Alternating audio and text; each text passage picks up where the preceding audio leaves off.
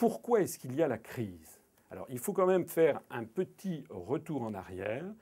Les États-Unis disposaient, depuis la fin de la Seconde Guerre mondiale, d'une monnaie internationale de change et de réserve qui leur avait été reconnue par les accords de Bretton Woods en 1944. C'est le dollar. Cette monnaie était acceptée, et est acceptée toujours, partout dans le monde, comme moyen de paiement. Jusqu'en 1971, les États-Unis ne pouvaient pas produire autant de dollars qu'ils le souhaitaient, puisqu'il devait y avoir un lien qui était établi entre le dollar et l'or. C'était le fameux étalon or prévu par les accords de Bretton Woods. Donc une once d'or devait valoir 35 dollars. 31,1 grammes d'or égale 35 dollars. À partir du début des années 60, les États-Unis ont commencé à creuser un déficit de leur balance des paiements courants de plus en plus important, au fur et à mesure notamment qu'ils dépensaient pour l'intervention au Vietnam.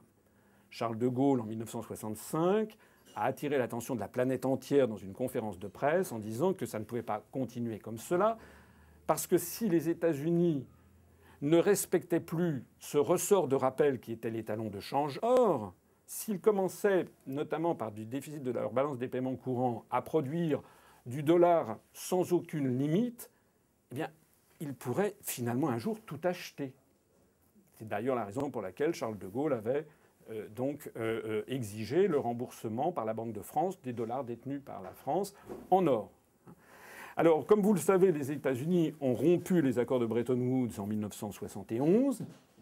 Et puis, dans les années 90, à partir du moment où il y a eu l'effondrement du camp socialiste et que les États-Unis ont vendu à la planète entière l'idée de la mondialisation inévitable, c'est-à-dire la suppression de tous les obstacles aux réglementations, de toutes les réglementations aux échanges de capitaux, de marchandises et de services, les États-Unis ont réussi à imposer ce système. C'est un peu comme si on jouait au Monopoly avec un seul joueur qui, lui, a le droit de piocher dans la caisse à chaque fois qu'il a besoin d'argent. Ce sont les États-Unis. Nous ne sommes pas égaux dans la mondialisation. Les États-Unis peuvent tout acheter puisqu'ils ont la monnaie considérée unanimement comme la monnaie internationale d'échange, de réserve, etc. Donc ce qui s'est passé, c'est quoi? Eh bien, c'est qu'à partir des années 90, les États-Unis ont commencé en effet à tout acheter, en faisant des déficits. Et évidemment, comme vous le savez, il y a toujours une justice immanente. Lorsque vous pouvez tout acheter sans effort, assez rapidement, vous avez envie de ne plus rien faire. Et vous avez envie de vivre aux frais de la princesse. Et donc le résultat, c'est que l'économie américaine est devenue une économie de plus en plus endettée. Un autre résultat très important, c'est que les détenteurs de capitaux se sont dit, ma foi, pourquoi payer très cher des ouvriers américains alors que, puisque maintenant on a levé tous les obstacles aux échanges, je vais pouvoir faire travailler, très bon marché, des ouvriers du Bangladesh, de l'Inde, du Vietnam, de la Chine. Et donc, les États-Unis ont délocalisé, les industries américaines se sont délocalisées dans les pays à très bas coût de salaire.